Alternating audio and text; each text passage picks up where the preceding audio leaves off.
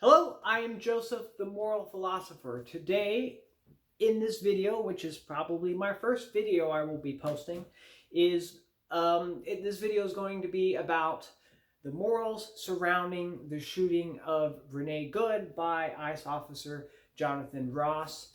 I'm going to use that as just a means to explore moral philosophy. We're going to talk about virtue and vice, which I believe is the kind of underpinning of how we act, either moral or immorally. They're not specific actions, but rather manners of action. My moral philosophy is complicated, but essentially I believe in objective morality. I don't believe morality is subjective. And I know a lot of people, some people will disagree with that. But for today, we're just going to get straight to the subject. So, if you haven't seen it, you probably have. It's in the news all over the place. There's been two different perspectives depending on what political faction you belong to. I'm going to try to take a neutral approach, but nobody is going to be truly neutral. They can do the best they can, but everybody's going to have a bias one way or the other, and I'm no exception. For a legal breakdown of this, I think Angry Cops did a really good job with that and presented it in a very neutral way, but obviously from the perspective of a police officer. And so a lot of people are talking about what is legal. Both sides are talking about who had the right to do what, and I'm not so concerned about that. I'm concerned about morally what is right and wrong. Sometimes the law aligns with that, sometimes it doesn't. We try to make law align with morality, but we're not always successful at that, which is why we change laws and write new laws. And as societally, as we become more wise, societal wisdom, then we try to make the laws reflect a new understanding. So the situation, I'll just break it down, kind of the details. I'm not obviously not going to break down the video or anything like that. There's plenty of that to see. Like I said, Angry Cops does a good version. I'm going to talk about the morality involved in this. And so I'm going to talk about the vice and the virtue and the things that lead up to this situation. Whose fault is it? Everybody likes to blame one side or the other, one person or the other. I'm going to start by saying both people have done things morally good. Both people have done things morally bad. I don't believe a person is either good or bad. They are just a person who is going to do good and bad things. They might typically do good things or typically do bad things, and we might say that person is good or bad. But generally, that is dependent on circumstances. A good person does bad things, a bad person does good things. A person can do good things, or a person can do a bad thing with the intention of doing a good thing. So the situation is Renee Good is obstructing ICE agents. This is not up for debate. This is her mission. She is part of a group called ICE Watch. Jonathan Ross is an ICE agent. So those are two factions of a much larger faction. But these are the factions that are kind of on the front line of the political divide in this country. They're the ones facing each other, and these two people faced off face to face, and there were consequences of that. And so we're going to kind of discuss what led to that and the right things and wrong things that both people did. I don't think either one did everything perfectly. So, situation, she is obstructing ICE agents. This is her goal, part of ICE Watch. What is the goal, essentially, from my perspective, is well, let's look at the ICE side first.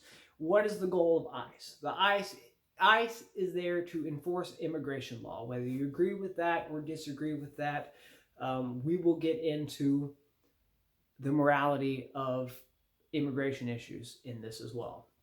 because I want to Socratic method our way down to the bottom and really get to the core issues of not just what happened in that circumstance, but the entirety of the circumstance that led to this incident, and will lead to more incidents similar. That's just how it's going to be. So, ICE agents their job is to investigate, detain, arrest, and the goal of enforcing immigration law, but with the goal of deportation. Take illegal immigrants, get them out of the country. That's the goal. Okay, ICE Watch are on the side of, hey, we don't like that. We're against that for whatever reason. There could be multiple motives on why that is, and we'll get into that. But as for Renee Good herself, as part of ICE Watch, my understanding is ICE Watch is one, they are watching ICE, so they're going to inform people, hey, ICE is in this area. I'll say the main goal of ICE Watch is to interfere in a way that makes ICE less efficient in what they are doing. So they're not necessarily going to stop ICE, although they might attempt to. At the very least, they're trying to obstruct, just generally rob the efficiency of ICE to do what they're doing. Okay, that's kind of the thing. One faction says, let's get immigrants out. One says, let's not do that. And so there is a ICE Watch and activists trying to see how far they can go without being stopped themselves, without being arrested, but also do as much as they can in the process to stop ICE for facilitating deportation. That's kind of the goal. So Renee Good is there to do that. She's obstructing, like I said, not necessarily like standing between an ICE officer and somebody they're detaining. It's just generally slowing them down. If you block the road and they have to come deal with you, then what? You rob them of how many minutes? How much time do you rob ICE of doing their job otherwise when they have to come and have to deal with people slowing them down? That's the process. The process is to make ICE less efficient. So, Renee Good is there. She's blocking traffic, or at least trying to obstruct traffic in a way so that ICE can't perform their job optimally. In the process, they decide, hey, according to witness statements, this is all according to statements made by witnesses and everything surrounding it. So if you disagree with my assessment of that, then you can send me information that contradicts it. This is my understanding of it. I don't think it's an unfair or unfactual understanding. So that's kind of the goal. ICE decide, hey, we're going to engage with her, to detain her, to question her, whatever. She'd been at it for a while. It seemed like ICE was like not going to deal with it, and they were simply going to arrest her for obstruction. Now, they don't necessarily, I'm not a legal expert, but my understanding is like, hey, they can just detain her for 24 hours without charging her. Now, I don't know if ICE can do that. Generally, police can do that. So they can say, hey, she's annoying us. We can just detain her for a while, and that can serve as a warning so she doesn't do this in the future. Potentially, that's what they was going to do. Maybe they would have actually charged her if she's part of an organization, if she's been doing this also in the past, if it's not the first time, then it's more likely they're going to charge her or something. Maybe she's had a warning. Maybe they don't think it's necessary because it seems very intentional. So, Jonathan Ross, officer who is, in the third video that comes out, he is walking around the vehicle filming. So he films an interaction between them. He gets a license plate and he's just walking around the vehicle. Okay. There's the interaction between them is, to as much of it as I remember, is she said something along the lines of, I'm not mad at you, bro. It's the way she said it that implies intention to me. To me, she's smiling when she said it, and I'm not mad. And it's like, of course she's not mad. Why would she be mad? Her job is to rob ICE of efficiency and she is doing that. Every minute that she keeps ICE dealing with her, that is a minute that ICE isn't otherwise deporting people. So for her, why would she be mad? She's doing exactly what she's wants in this moment. She's making ICE less efficient, and that is the goal, in my opinion. I say in my opinion, but I think that's pretty undetestable. Undetestable? Undeniable? Vocabulary is hard. You know what I mean, hopefully. So he's walking around at that time. So you have to think she wants to impede ICE. She does not want to be arrested because then she cannot do that in the future. Plus, she has a kid and she has family and she has a life and she has other things she wants to get back to outside of her activism. But as a main goal to impede ICE, if she's arrested, then she can't do that from prison, obviously. So, her decision was to leave. At no point do I think she intended, hey, I'm going to run ICE over. Intention, however, does not matter to me as much when it comes to morality. If you accidentally kill somebody and you kill somebody on purpose, the outcome is the same. Somebody's killed. So the moral outcome is the same. So I guess I need to go into my moral philosophy in general, where morality serves life, survivability, and prosperity. So, and if you're acting counter to that, then you're acting immoral. And I believe that is objective, at least as far as humans are concerned, or any other conscious creature. Their morality will be objective based on that. If you act good, it is preserving humanity in general, making life easier for humanity. Acting immoral would be the opposite. You're making it harder for people to live, or you're making it impossible for people to live. That is my objective line on morality and immorality. So, what is she doing? She's trying to impede ICE in order to, I don't know her motives. I won't get in, I can speculate, but I don't know her motives. We know she's trying to slow down ICE, and ICE is trying to deport people. Officer Jonathan Ross walks around the vehicle. While that's happening, a different officer comes out, is going to pull her out of the car, arrest her presumably. Reaches for the handle, starts to pull at the handle. I believe, I could be wrong on this, that he's still holding the handle when she starts driving in reverse. Why does that matter? Because that poses danger. Just driving when somebody's that close to your car already puts them in danger. Them holding on to your car implies danger. For example, if she backs up enough that it pulls him off his feet, he could fall under the wheel and get killed. So the first immorality that I will say is objective in this situation comes from Renee Good being reckless. Okay, and that applies further in the scenario, but it all happens pretty quickly, right? So recklessness means you put people in danger, or yourself. You put yourself and others in danger. Technically, she did both.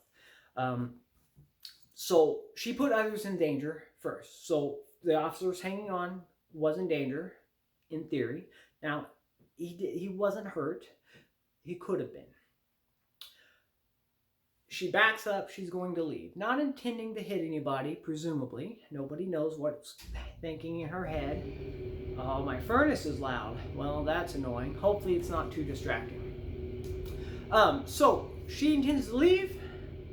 The other officer is now in front of the car as he was circling, and the other officer so Jonathan Ross was in front of the car. The other officer, I don't know his name, was attached to the door. She backs up. She's driving to leave, to turn, and at that point he has moved in front of the vehicle, and she is going to move forward and turn. But in that process, she does hit him to some degree.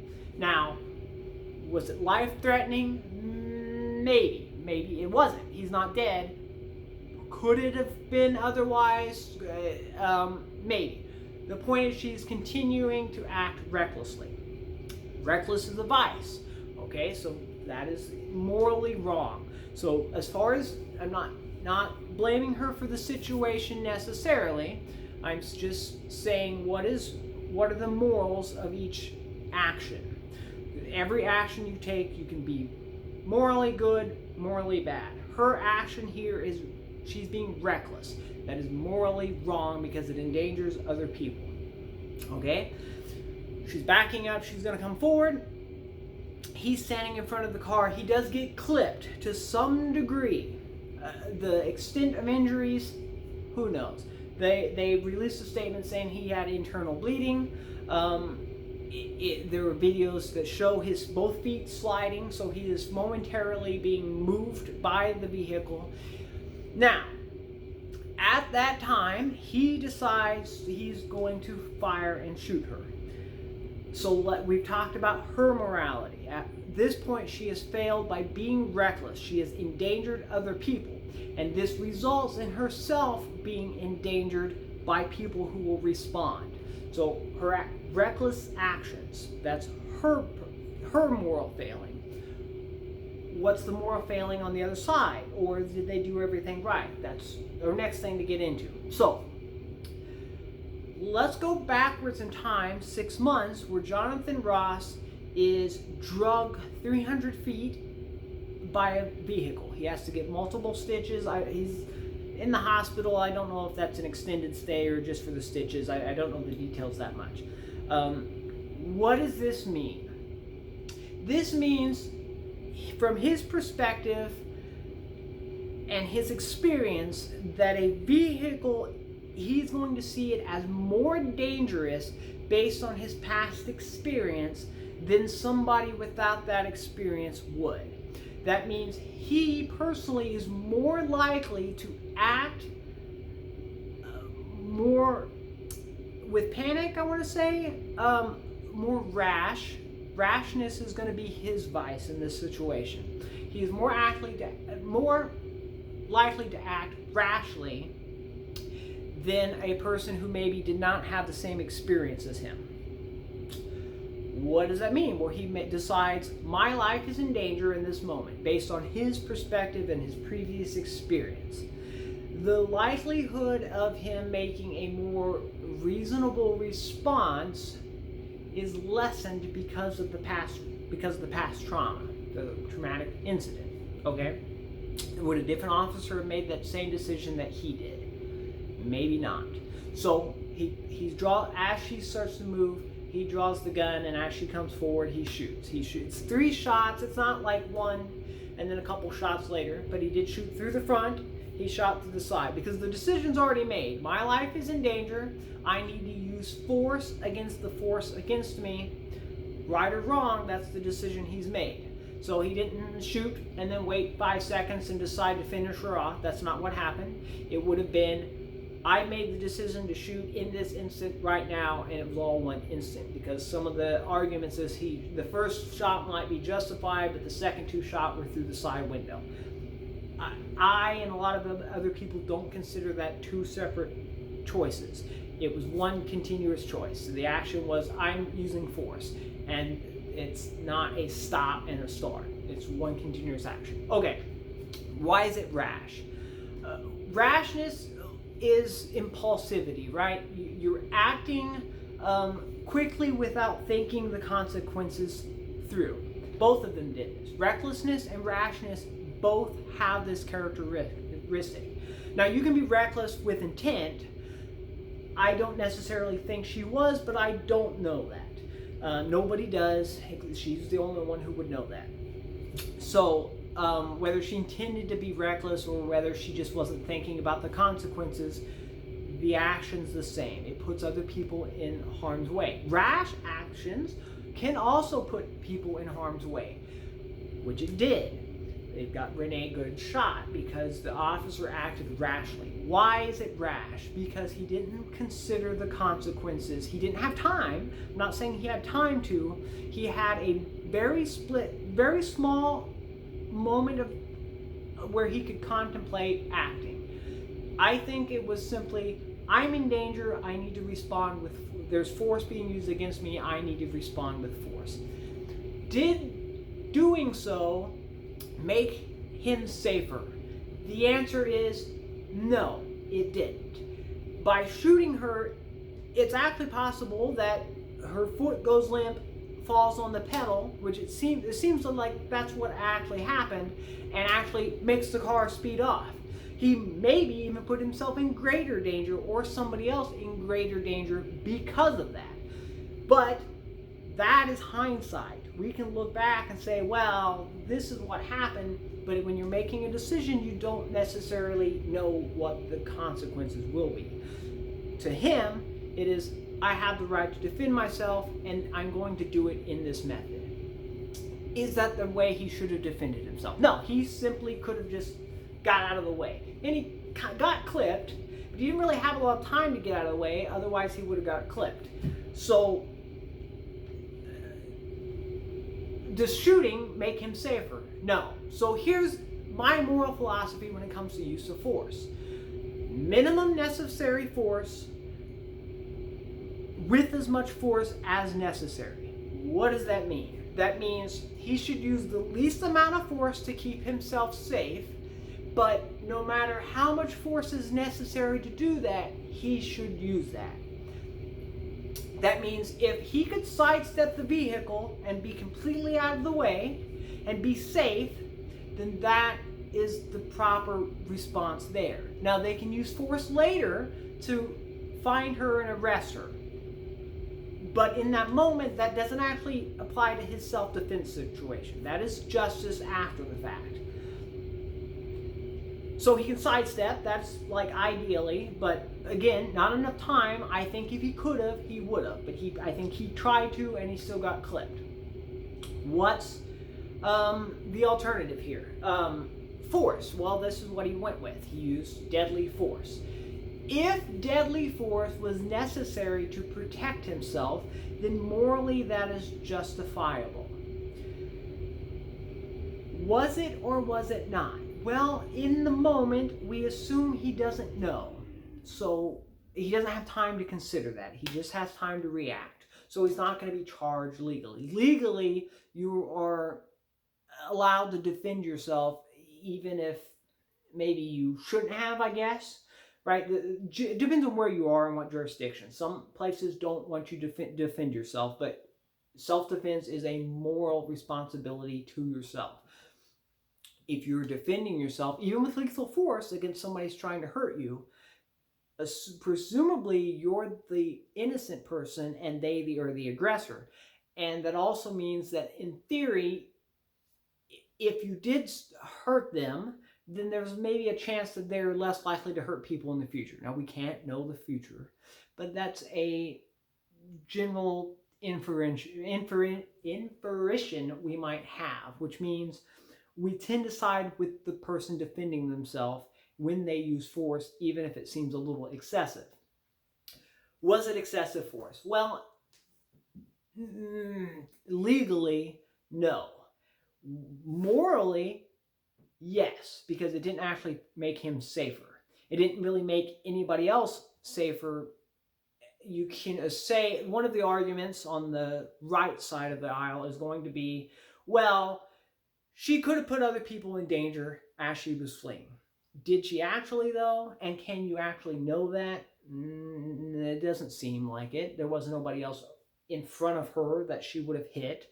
There's no reason to assume that just because somebody does something wrong that they will continue doing something wrong, especially in a situation like this, because we don't know if it's intentional or if it's just recklessness. So she might be reckless in the future, therefore you give her a recklessness charge. And reckless endangerment would be the legal charge for that, which I think would be accurate. Had she lived, she would likely be charged with reckless endangerment as a non-lawyer opinion.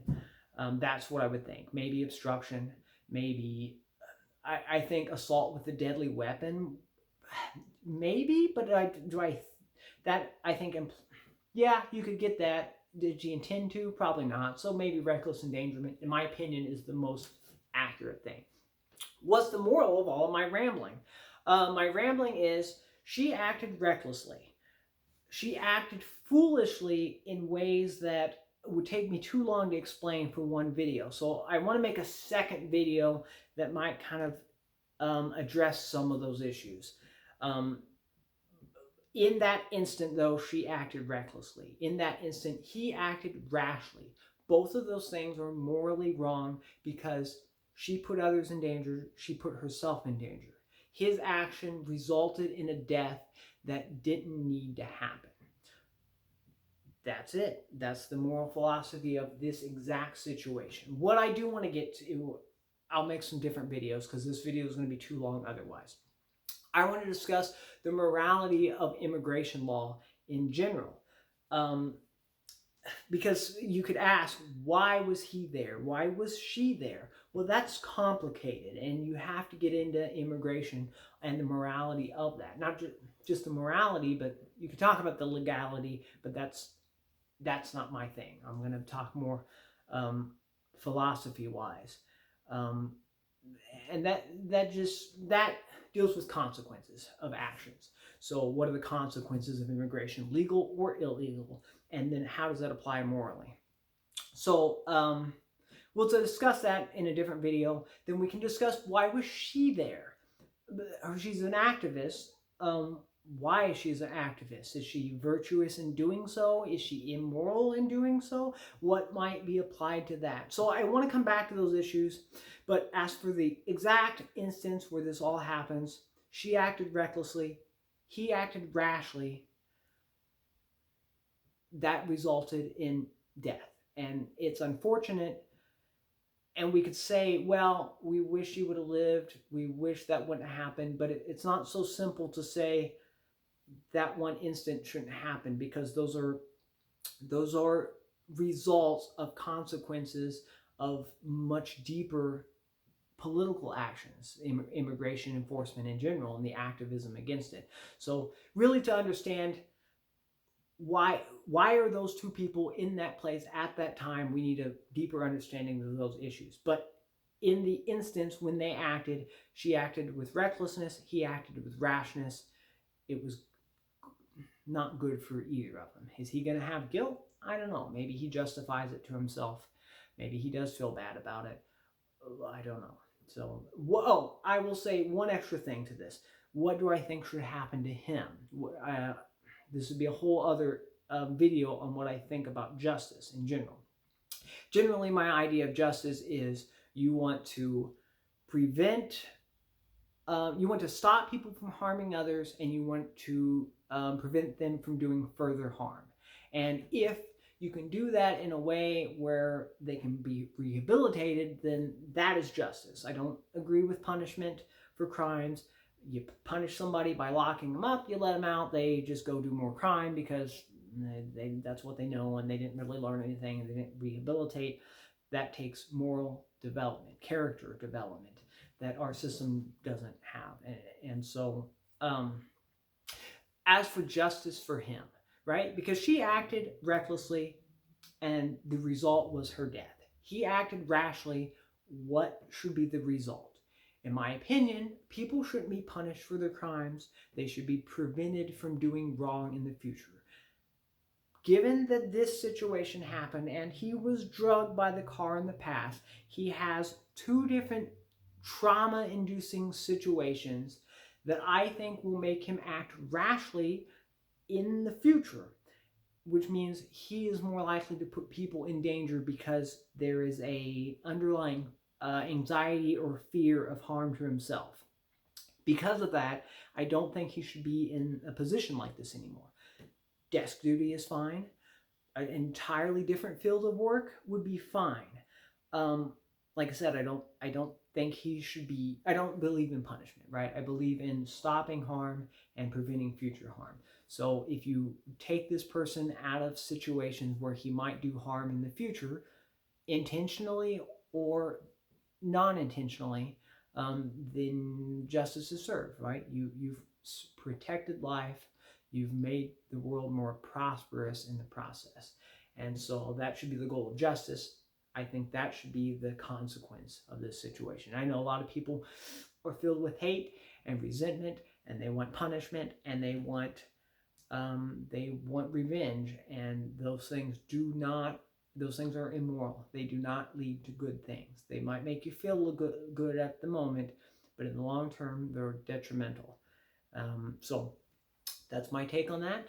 Welcome to the channel if you're new. If you stuck around this long, man, am I surprised. But hit the like button, subscribe to the channel. I am going to discuss other related things, immigration, morality around immigration, and I want to discuss more about some, might show up in that same video, but some, like, why is she there? What is her, what's the morality around her activism? That's another good topic. So if you're interested in those, stick around to the channel and you can check those out. They're probably, I don't know how quickly I'm going to upload videos or how regularly, so we'll figure it out. Like, subscribe. Glad you're here. Again, I'm Joseph, the Moral Philosopher. Thanks for being with me.